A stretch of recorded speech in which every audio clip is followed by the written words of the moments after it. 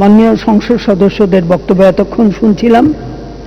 যদিও এই বিলটি আমাদের সরকারি দলের সংসদ সদস্য এবং বিরোধী দলের সংসদ সদস্যদের সমন্বয়ে গঠিত যে স্থায়ী কমিটি, এই স্থায়ী কমিটিতে এটা চুলচেরা বিশ্লেষণ হয়েছে। আমাদের মাননীয় স্থায়ী কমিটির চেয়ারম্যান উনি অত্যন্ত ধৈর্য ধরে প্রত্যেকের বক্তব্য শুনেছেন এবং যথাভাবে সেই যেটা যুক্তিযুক্ত সেগুলোকে গ্রহণ করেছেন। অনেক জায়গায় বেশিরভাগ রিপিটেশন ছিল। আসলে যেমন এই জিনিসটা হচ্ছে যে প্রথমত ইংরেজি ভার্সনরে বাংলা করা, এটা হলো হাইকোর্টের বা সুপ্রিম কোর্টের নির্দেশ, এবং একই সঙ্গে সামরিক ফরমান দ্বারা জারিকৃত অধ্যাদেশ সমূহের অনুমোদন এবং সমর্থন সংক্রান্ত গণপ্রজাতন্ত্রী বাংলাদেশের সংবিধানের ৪র্থ তফসিলের ৩ ক এবং ১৮ অনুচ্ছেদ বিলুপ্ত হয় এবং civil petition for leave to appeal number 1044, 1045/2009 এর সুপ্রিম কোর্টের আপিল বিভাগ কর্তৃক প্রদত্ত রায়ে সামরিক আইনকে অসাংবিধানিক ঘোষণাপূর্বক উহার বৈধতা প্রদানকারী সংবিধান ৫ম সংশোধন আইন 1979 সনের ১ নং আইন বাতিল ঘোষণা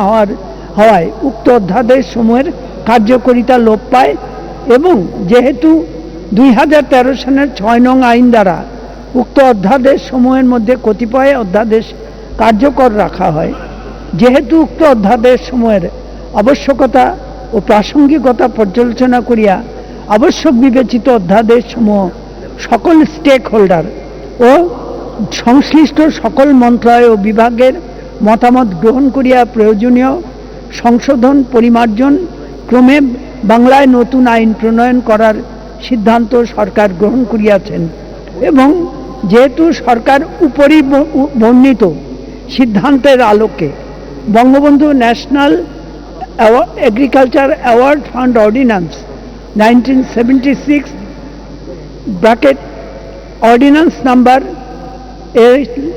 XXX7 of 1976 রোহিত ক্রমে উহা পরিমার্জন পূর্বক পুনঃ প্রণয়ন করা সমীচীন ও প্রয়োজনীয়। এই কথাটা আমার যদ্দূর মনে আছে যে জনাব ফখরুল ইসলাম আলমগীর যে কথাটা বলছেন, এই কথাটা তো এখানে সন্নিবেশ করা হচ্ছে কি প্রেক্ষিতে এই বিলটা আসলো।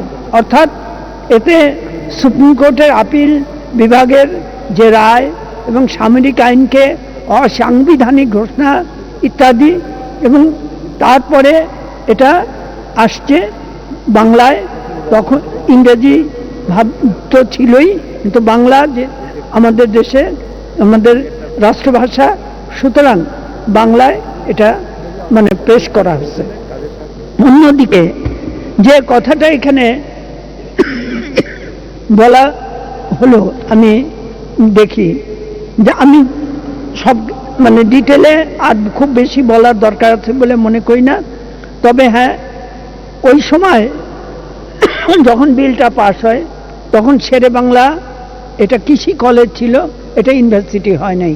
সুতরাং আজকে যেহেতু অন্যান্য কৃষি বিশ্ববিদ্যালয়গুলি এখানে আছে, সুতরাং এই শেরে বাংলা কৃষি বিশ্ববিদ্যালয়ে এখানে সংযোজন করতে আমাদের কোনো আপত্তি নাই।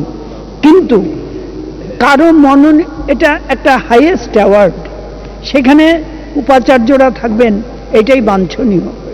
সুতরাং তারা তৎকর্তৃক মনোনীত প্রতিনিধি। আমি মনে করি যে তাদের জাজমেন্টটা তারাই দিন, মনোনীত প্রতিনিধির মাধ্যমে এই জিনিসটা আসা এটা ঠিক না।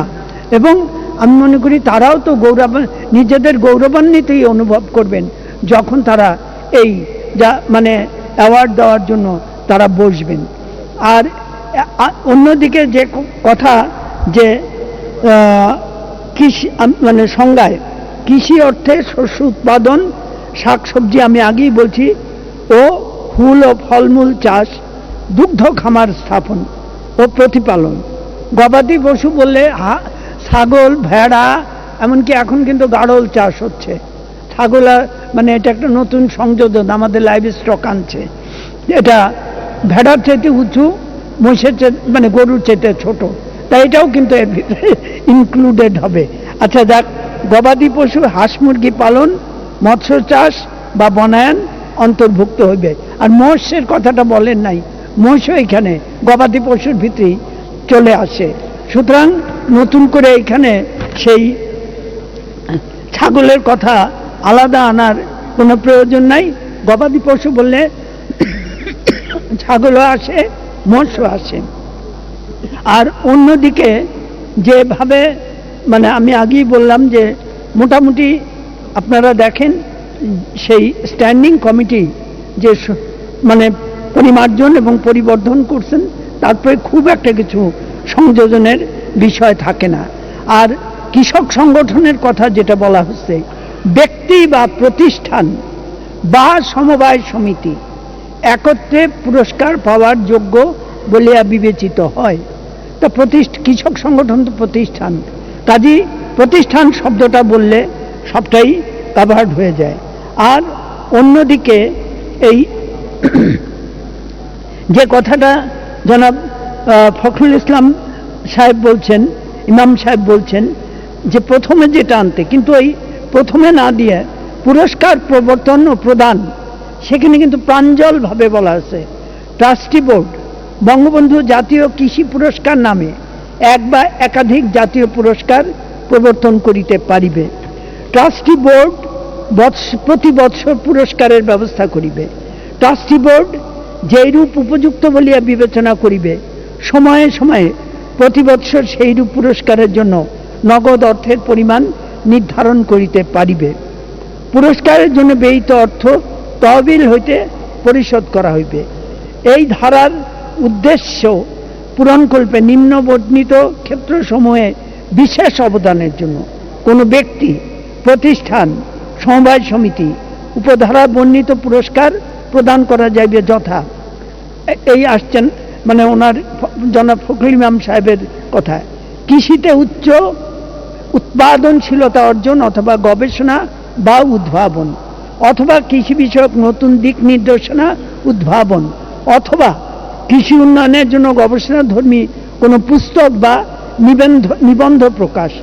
ঘ, পরিবেশ সংরক্ষণে গুরুত্বপূর্ণ ভূমিকা বা নতুন প্রযুক্তির উদ্ভাবন বা পরিবেশ দূষণ হইতে জনজীবন রক্ষায় ভূমিকা, এবং কৃষি উন্নয়নে জৈব প্রযুক্তি, হাইব্রিড বীজ উৎপাদন, টিস্যু কালচার, পরিবেশ বান্ধব এবং টেকসই কৃষি ব্যবস্থার জন্য সহায়ক প্রযুক্তি উদ্ভাবন। অর্থাৎ উনি যেটা প্রিয়াম্বলে দিতে বলছেন সেটা পুরস্কার দেওয়ার সময় অত্যন্ত প্রাঞ্জলভাবে বিবেচনার ক্ষেত্র হিসাবে রাখা হয়েছে। পুরস্কারটা তো আমরা দেব ক্ষেত্র বিশেষে এবং সেখানে যারা ভালো করছে তাদের জন্য। কাজেই ওনার কথাটা উনি মানে সেই 9 নম্বরে পুরস্কার প্রবর্তন এবং প্রদান এই জায়গায় সুন্দরভাবে কাভার্ড হচ্ছে।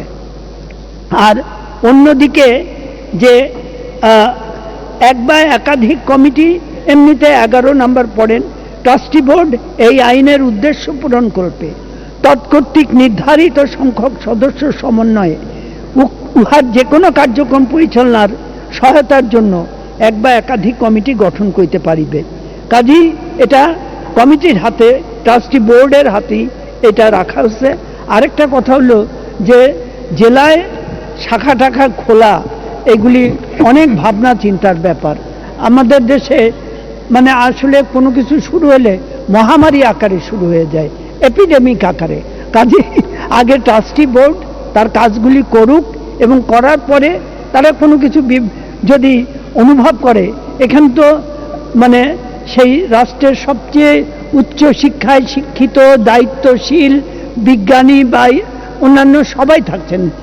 একটা বিশ্ববিদ্যালয়ের উপাচার্য সেটা যা আমি আপনি হতে পারবো বলে জীবনেও না, আরও কয়েকটা জন্ম নিতে হবে, তাইলে যদি কোনো দিন এতটা উচ্চ মানে সেই অত সুন্দর একটা জায়গায় যাওয়া সম্ভব হয়।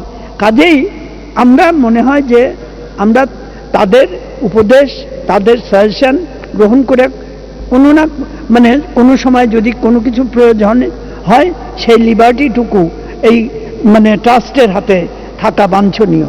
এবং এই তো ট্রাস্টি বোর্ড এই আইনের উদ্দেশ্য পূরণকল্পে তৎকর্তৃক নির্ধারিত সংখ্যক সদস্য সমন্বয়ে উহার যে কোনো কার্যক্রম পরিচালনায় সহায়তার জন্য এক বা একাধিক কমিটি করতে পারবেন।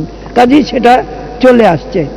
তাই আমি একমাত্র ফুল কথাটা আনলাম, মানে এটা গ্রহণ করলাম। আর মোটামুটি এই কি বলে শেরে বাংলা কৃষি বিশ্ববিদ্যালয়ের কথাটা গ্রহণ করলাম। বাকি যা কিছু এখানে আছে ওনাদের অংশগ্রহণের মাধ্যমেই সেটা এখানে উপস্থিত হচ্ছে। তাই আমি বিনীতভাবে অনুরোধ করব যে এটা এখন পাশ করা হোক। ধন্যবাদ মাননীয় স্পিকার।